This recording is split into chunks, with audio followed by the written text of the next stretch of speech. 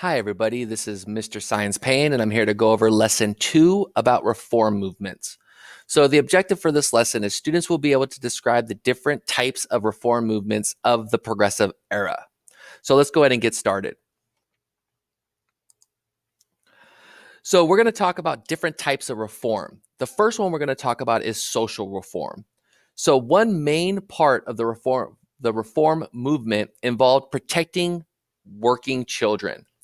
At this time, there were a lot of child labor that were being utilized by different industrial companies. And so children were often hired to do the unskilled labor in those companies because they could get paid lower wages than adults. Children would often get injured on the job due to fatigue. Many of them started to develop serious health issues and stunted growth. Unions and muckrakers, which you learned about in lesson 1, fought and eventually forced most states to regulate child labor to protect children. What I found interesting about this specific topic is a lot of workers themselves were trying to get children out of the workforce because in their mind, in the mind of unions, those children were lowering wages for working adults because there was a competition between paying a child less wages versus paying an adult higher wages. So thus the adult had to lower their wages to compete against those children. So unions and muckrakers that were trying to expose corruption and bad practices were able to eventually successfully get different states to regulate child labor. So your first question is explain how social reformers attempted to improve the lives of children. Were they successful? Why or why not? Take a minute and answer that question in complete sentences.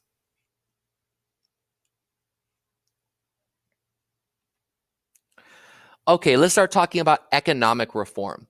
So muckrakers and reformers also pushed for major economic reform. Some of these economic reforms are still utilized today. One is limiting work hours. By 1917, the Supreme Court sided with reformers to limit the amount of work hours in a day for men and women. That at that time was 10 hours. Workers' compensation. Reformers, were also able to successfully fight for aid for families of injured workers or families of people that were killed on the job. And then also there's minimum wage. By 1912, individual states were able to pass and enact minimum wage for the first time. Massachusetts was the first state.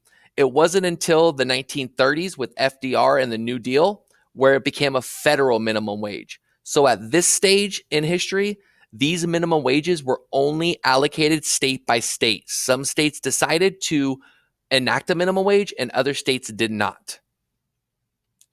So for number 2, explain how economic reformers attempted to improve the life of workers. Were they successful? Why or why not? So again, use complete sentences and try your best to explain your response in detail.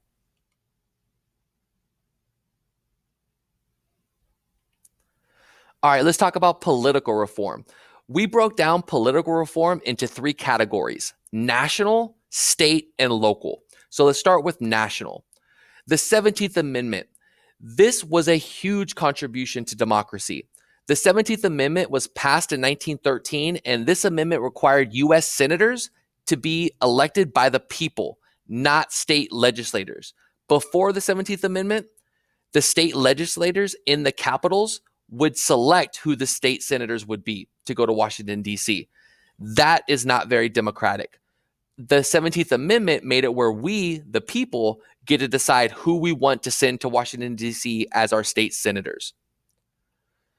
Then there was also presidential primaries.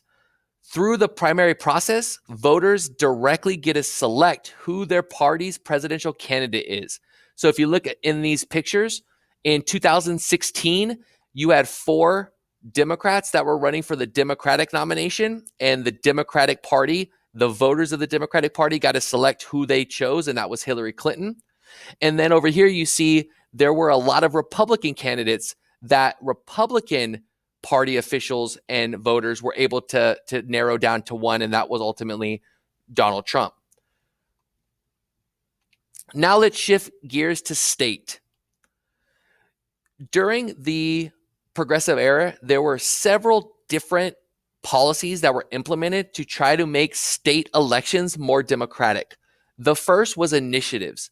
Initiatives are the ability for people to directly place bills, which are laws, on state ballots. So instead of having to ask a politician, will you support this and will you put it on the ballot? If you get enough signatures, individual people could get enough support to get that on the ballot without having to go through a politician. So if you've ever been to a Walmart or a grocery store and people are outside getting signatures for different things, some of those are initiatives trying to get certain topics on the ballot without having to go through a politician.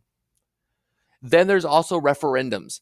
Referendums allow people to either accept or reject those initiatives directly without having a politician saying yes or no. We, the people, get to say yes or no. We accept them or we reject them. And then a recall. This is huge. If you remember from previous lessons, there was this idea of political machines and political bosses.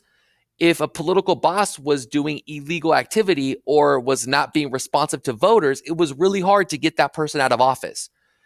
Recalls are things that could be used for individual people to decide if they want to try to vote out or remove people that they feel are not doing their job. And so you do need mass support. You need a lot of signatures, but it gives some type of accountability so that if a political official is not doing what they said they're going to do, or they violate different laws or ethics, we have it in our power to recall that person, that mayor, that governor, if they are not being responsive to what we want. Now, the big thing here is not every state does these things. So even though these reforms did help curb a lot of corruption, not all states adopted all three of these measures. Some states adopted one or two of them. Some states did not adopt any of them. So it was something that did help corruption, but unfortunately, it wasn't something that was done at every state across the United States. Now let's move on to local. Natural disasters like floods, droughts, and corruption led to city governments reforming as well. Some cities adopted government reforms that set up commissions, which are experts in certain fields. So there was a commission for sanitation, there was a commission for education, and then those experts would make decisions and help come up with plans and proposals for those specific areas. Other states other cities like Ceres, we use something that's a city council and a manager system. So I went ahead and put right here our current council members. You have Mr. Durosset, Mike Klein, and Chance Condit. And their job is to be the voice for the people of Ceres and come up with proposals and vote on proposals. But they have to pass those approvals down to the city manager. And that city manager, which is now Tom Westbrook, unfortunately, there was not a picture of him, so I wasn't able to upload his picture. He manages that plan. So for instance, if you've ever been to downtown Ceres and you see the new Ceres sign right there at the middle or the very beginning of downtown, that had to be funded and brought to the city council. The city council says yes or no about this. They allocate funds, and then those funds go to the city manager to make sure that they're done accordingly. The idea of this system is to make sure that political bosses are not pocketing any of that money or overbidding jobs and then being able to siphon some of that money into their own personal bank accounts. So the more layers you have, the less chance of corruption.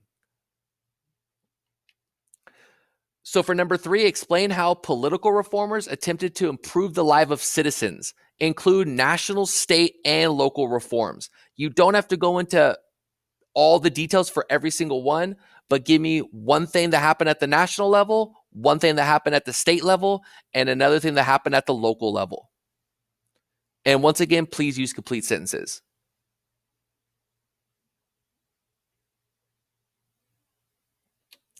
All right, let's move on to education.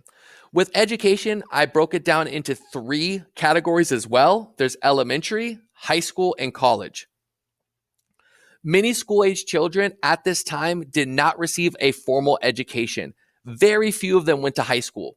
So with industrialization and a certain amount of skills that were required to work machinery to be able to participate in the manufacturing process, education became more and more important. Between 1865 and 1895, different states passed laws requiring school attendance for children, which is why by law in California, you have to go to school.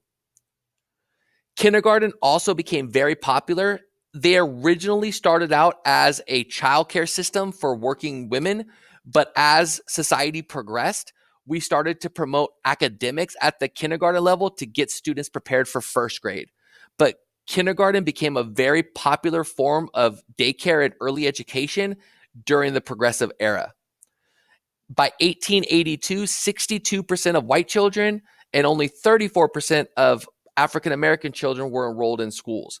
So you do see progress, but in those numbers, you also see the disparity between white children being educated versus African American children being educated.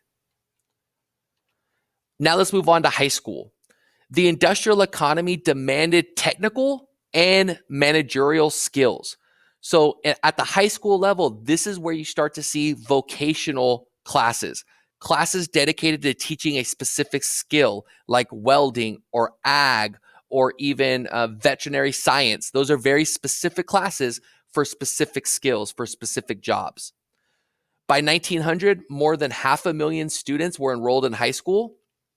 Despite increased attendance, only a small amount of them actually were able to get high school diplomas. So this lays the foundation for the high school system, but unfortunately, not every person was able to access or finish these programs. And then let's move to college. In the early 1880s, only a small amount of Americans attended colleges or different universities. Between 1880 and 1920, college enrollment more than quadrupled.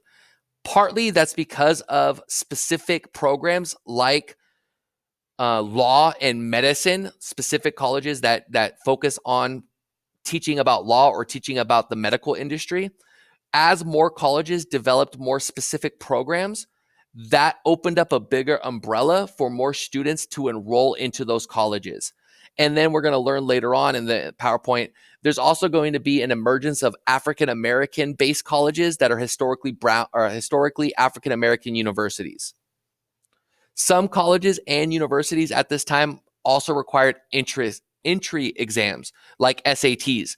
And so that also is going to contribute to why some people were able to go to college and some were not. If you were not able to make your way through high school and get the skills required to pass those exams, you are not going to be able to make that jump into the university if you did not get those foundational skills at the high school level. All right, and now the last thing about education is African American education and college.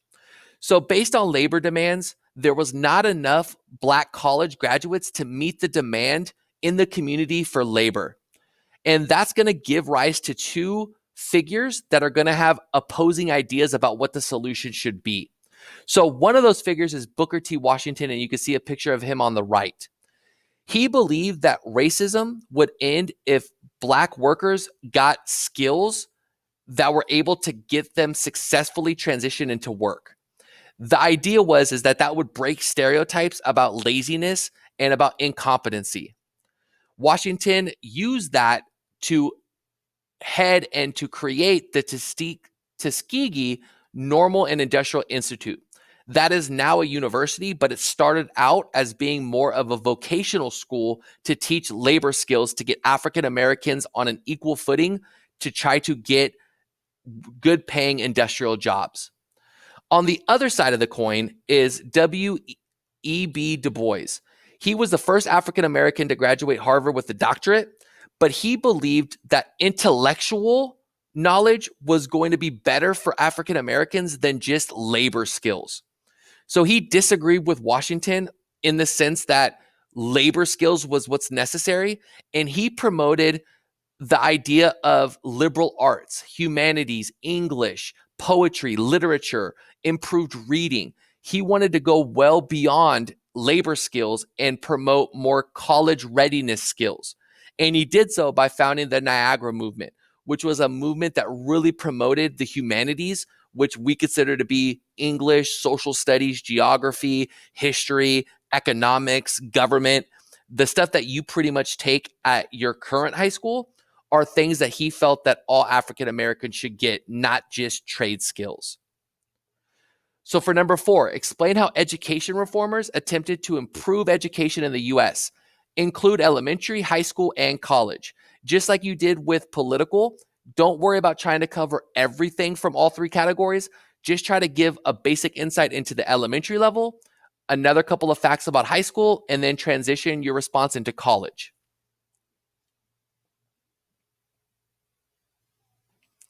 All right, the last thing we're going to talk about is women. Women played a huge role in the reform movement, in all aspects of the reform movement. As more women gained access to employment and education, many women started to demand reform. The idea is if women start to make their own money and they start to become more educated, they start to realize that they feel and that they deserve equal footing the same as men get.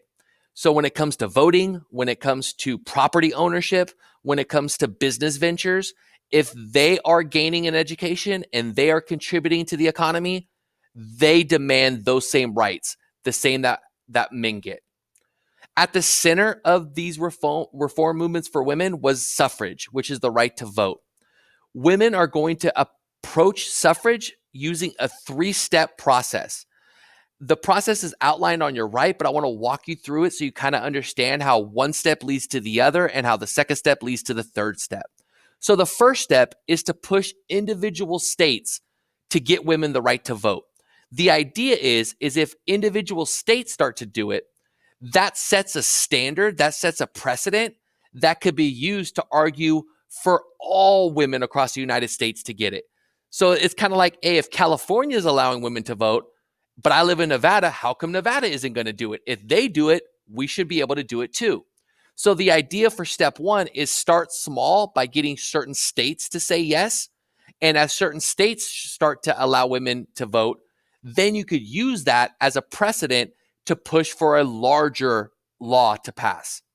The second step is to challenge the courts using the 14th Amendment. The 14th Amendment explicitly says that women or different racial groups are not able to be discriminated based on the color of their skin or their gender. So the idea is if women are not able to vote, but men are, in the eyes of women's suffragists, that violates the 14th Amendment. So if you go around and you get certain states to pass laws that allow women to vote, and then at the same time, right after that, you start to challenge the federal courts and the Supreme Court, trying to push them using the 14th Amendment as a legal standing of why women not being able to vote is illegal and is wrong, the final step would be trying to get a national amendment to the Constitution. So let me just review this one more time. You start off over here by just going after individual states. And once you get a couple of states to say yes, that sets a precedent, a standard that shows that it's the right thing to do. Then you go to the federal courts and you start pushing courts saying that if you don't allow women to vote and you're a state that says no, that violates women's 14th Amendment rights. Then once you have step 1 and step 2 done, that allows you to go to the national level.